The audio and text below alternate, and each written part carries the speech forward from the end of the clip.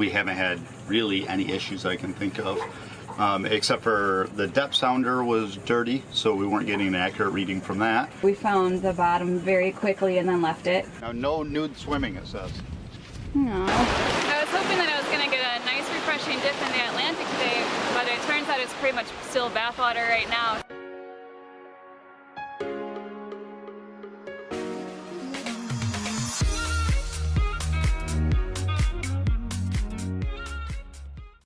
Once we arrived to Stuart with our boat, we were in no big hurry to go anywhere or do anything, and spent the first few days just relaxing in the cockpit, sitting on deck, and enjoying the fresh breezes that blew over the boat.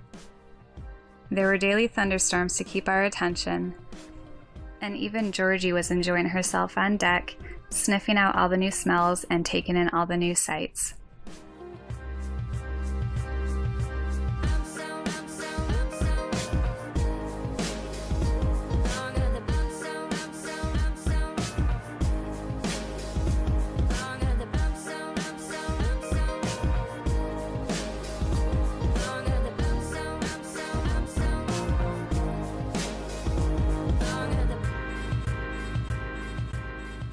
So one of the things we miss the most with being out on the water is being able to do batting practice with Georgie. We take food that's about to go bad. Yep, food that's about to go bad, so in this case, green beans. Green beans. And throw them. And then Georgie she runs out of nowhere, she runs up and she'll run on the side of the deck and just sit there. And eyes go all big, crazy looking, and she just sits there and pounces and attacks them as soon as things come flying past. So let's see how Georgie does this round. Georgie, are you ready? You ready? You ready for it?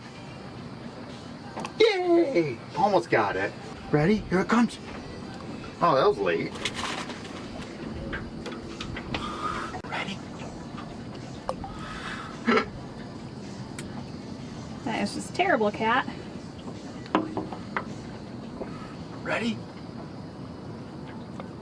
That was a good try, cat. Well, typically we use animal crackers. Animalitos. Animalitos. We started Mexico. doing this when we were in Isla Mujeres, Mexico. And the water was all clear and everything. It was beautiful doing this. But typically we use animal crackers or popcorn. But the benefit with doing the animal crackers were there were tons of birds. And the birds would come flying in. And there were 100 of them at a time would come in. And so Georgie would be sitting there doing batting practice, not even paying attention to the birds a foot above her head. Paying attention to your hand. She's paying now. attention to my hand, but so then they would come flying in after the animal crackers, and she would just be not even paying attention to the birds. And then all of a sudden she'd get bored of batting practice, start paying attention to them, and getting scared that there were 100 birds around her. Are you done for the night, cat? Yep. Yeah. After about 3 runs into town from when we were still at Indiantown, I kept forgetting to pick up the discharge stickers that are necessary, especially if you get pulled over by the Coast Guard. So 2 times at the marina, even 1 time here out at the boat, I went in with a friend yesterday and still forgot to get them, and we really don't want to travel any further without them. So before we go anywhere else today, we're once again going to run into town specifically with the idea to get these stickers, because chances are pretty good that we're going to get some kind of visit by the Coast Guard eventually. All in all, we need to get 3 stickers. One is for oil discharge, the other is for personal waste, and then the last one is for like trash disposal. So need to pick those up, find places to stick them in the boat that are visible, so we always know what the rules are on those. And that is one thing we've noticed before that they will get you on, as stupid as it is. So that is the #1 project today before we can get moving any further. Getting ourselves to West Marine for the stickers from our boat actually wasn't going to be as hard as it was our first time around cruising, where we pretty much had to rely on walking for everything. This time we were lucky enough that we could take our dinghy, with its new nearly 10 horsepowers behind us, just up the river a little bit to Sunset Marina, where we had friends with a boat there that not only let us park their dock there for the afternoon while we were visiting, but let us borrow their vehicle for the 2-mile trip up US 1 to the shop.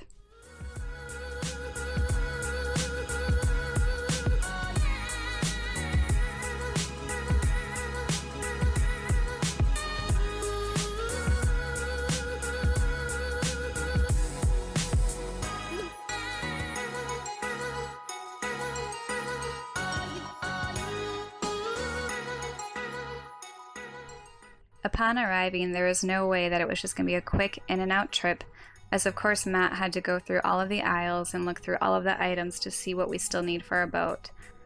Not likely that we were going to buy them on this round, but it was still fun for him just to look. After his fill of browsing around, we were able to grab the stickers and head back to put them on the boat. So we did get our anchor this morning. We're moving just a little bit south and slowly. Just went under US 1 right now where the Lucie River opens up, and this is where we're hoping to get our sails up today for the first time. But as you can see around me, the water is just glass. So it doesn't look like it's going to happen. We're just going to keep motoring and hope these clouds behind us come in and bring some wind. But if not, we'll just keep motoring a few miles down the St. Lucie River to where it meets up with the ICW. There's a really nice, pretty sandbar. Water is extremely clear just from coming in from the Atlantic. Drop the anchor, go for a swim, check out the bottom the first time it's in the water, and I guess just make the most of a really hot, sunny, bright day here in South Florida.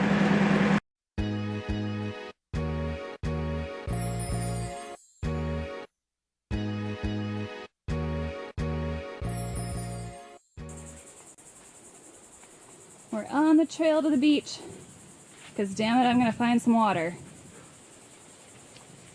And you might hear that thunder rumbling behind us, and so this could be a short trip. Yeah, we don't really want to get struck by lightning, so it'll be a quick one, but at least we can observe and see what's out there.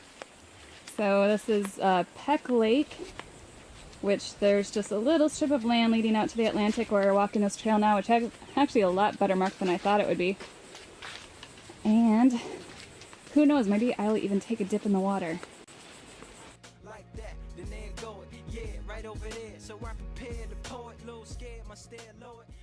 Now, no nude swimming, it says. No. Are you sure it says that? Yep. That's nice fun. So no more MJ sailing going bare.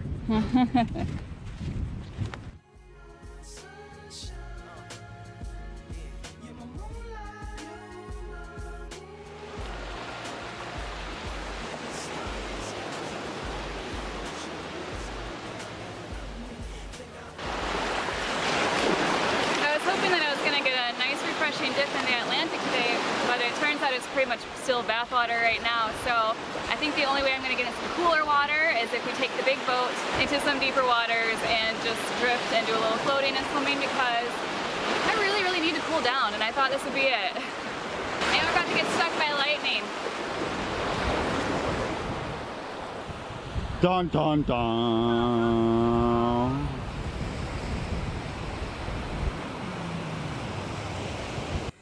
I will admit today was just a little bit disappointing. After sitting in Stuart for a few days today, it was supposed to be the big exciting day where we got our sails up, went to a new anchorage, got in the water, did some swimming, all these things I've really been looking forward to since we took off. And we kind of failed at all of them. Once the wind finally did fill in, the channels narrowed significantly and we wouldn't have been able to go outside of them, so we didn't get our sails up. And then when we anchored at Peck Lake, because we did have to skip the area before, got out to the beach and it was honestly not even refreshing at all in the water, so that was a little disappointing too. So now we're just chilling at Peck Lake, but I can't complain at all because I've got a good beer, a good view, cool storm brewing behind me, awesome husband for company, so we're just gonna chill. But it's a new spot, and I guess we'll just keep working our way south and seeing what we can find on our little shakedown. Look at what we did. Came a long way from dirty ghetto kids. Yeah. Look at what we did. Came a long way from dirty ghetto kids. Yeah. Oh, you gotta turn that up. You know what it is. Zooming in here.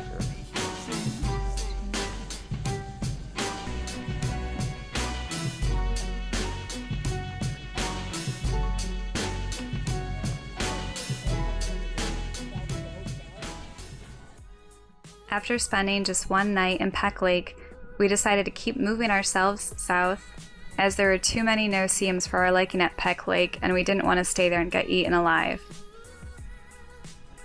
Continuing south on the ICW, we started to go through Hope Sound and Jupiter, where all of the homes became much bigger and more grand. For us, it was a nice trip just to kick back and relax and look at all the homes that were pretty to see from the water, but we knew we never actually want to be in any of them.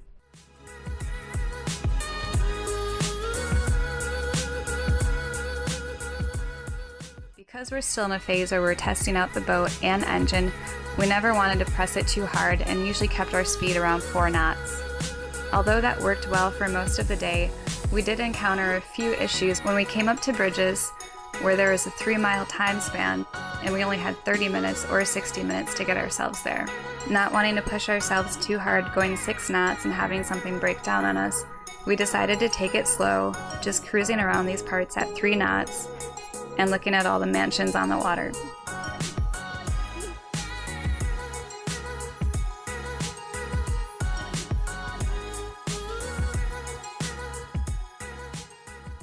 Near the end of our ride down the ICW for the day, as we were coming up to Lake Worth where we planned to anchor for the night, we even got to pass under the bridge that led right in front of Waterway Cafe in Palm Beach, where we had just been a few weeks before with our friends Courtney and Jeremy of Tahoe.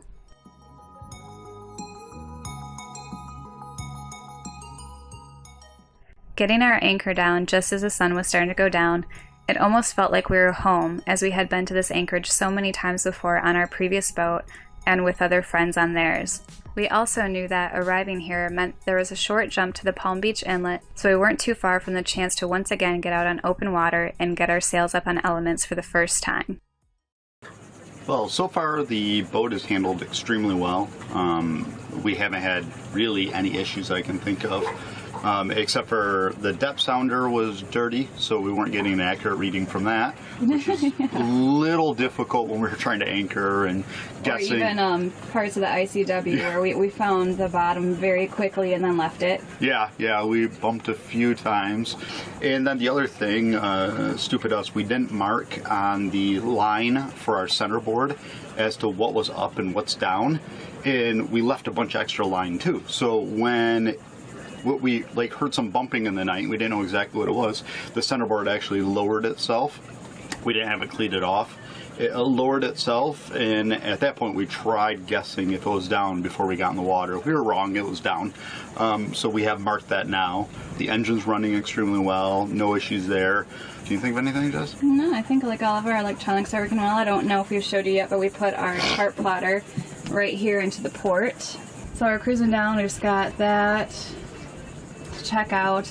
That's one negative with the not having a pedestal for a steering wheel, is you don't have a place to mount your chart plotter, your instruments, so on and so forth. So you got to get creative with different ways to put them. We figured at this time, since technology is changing so much and it's easier for us to replace the glass, which is going to need to be done anyway because it's all crazed already after a year. But it was better actually just to cut out the glass, the acrylic, and mount the chart plotter in it. And then the engine has been running pretty good for us. I mean, obviously we hadn't had a huge chance to check that out until we left. But nope, engine's running fine. We did, I think we talked about, we did flush the radiator, so that was taken care of before we left.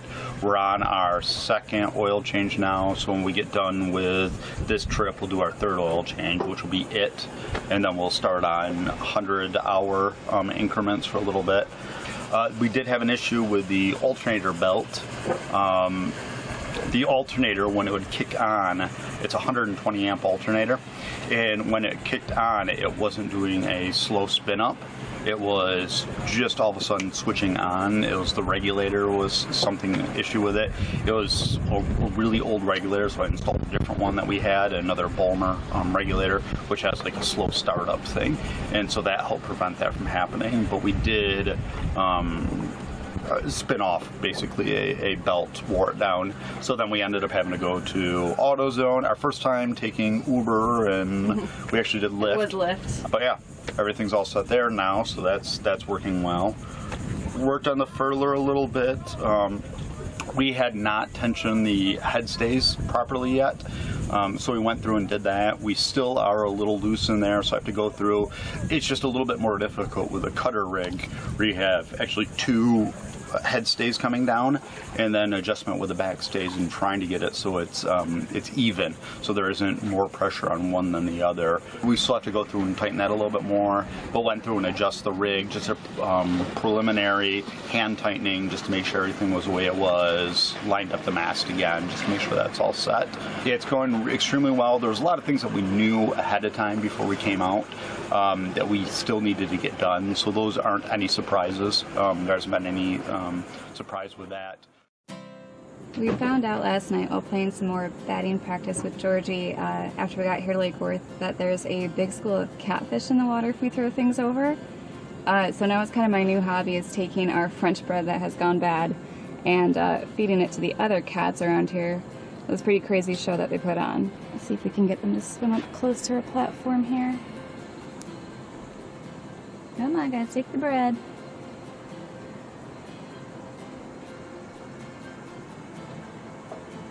And there have just been so many of them, usually going crazy over it. I don't know why, they just don't seem to care at the moment. Because nobody's eating. Eat, damn you fish. There we go, come on.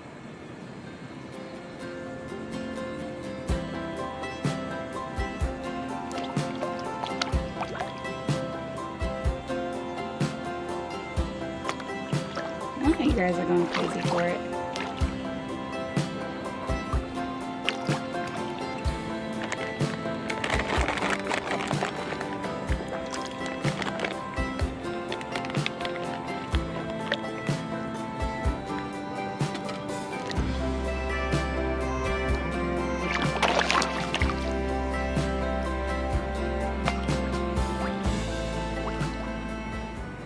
Join us in our next episode, where we take elements from her anchorage in North Lake Worth, position ourselves closer to the Palm Beach Inlet, hang out for a few days at Peanut Island, and get ourselves into the Atlantic Ocean again to raise our sails on elements of life.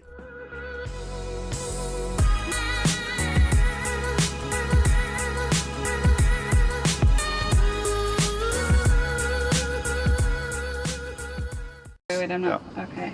You're like bright red. So Am I? yeah, we'll see if I can change it. Oh, you look kind of crazy.